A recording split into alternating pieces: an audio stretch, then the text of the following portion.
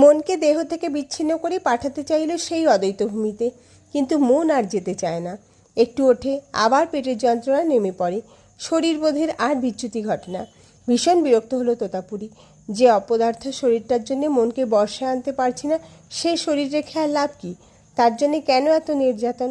সেটাকে বিসর্জন দিয়ে মুক্ত, শুদ্ধ, অসঙ্গ হয়ে যায়। তোতাপুরী স্থির করল ভরা গঙ্গায় ডুবে মরবে। গঙ্গার ঘাটে চলে এলো তোতা। সিঁড়ি পেরিয়ে ধীরে ধীরে জলে নামতে লাগলো। ক্রমে ক্রমে এগুতে লাগলো গভীরের দিকে, মাঝ নদীতে। কিন্তু এ কি, গঙ্গা কি আজ শুকিয়ে গেছে?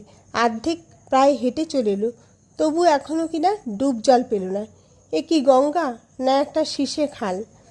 প্রায় ওপারের কাছাকাছি এসে পড়ল, এখন কিনা ফের হাঁটু জলে এসে ঠেকেছে। এ কি পরমাশ্চর্য!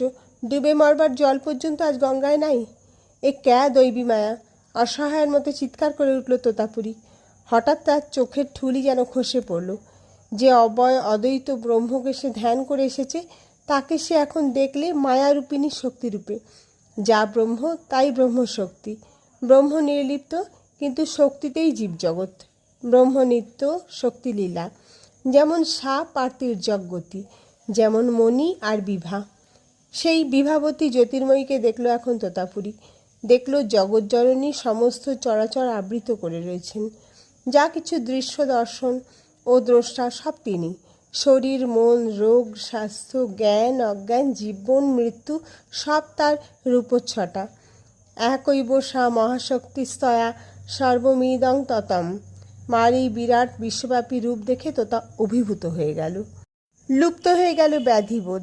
নদী ভেঙে সে ফের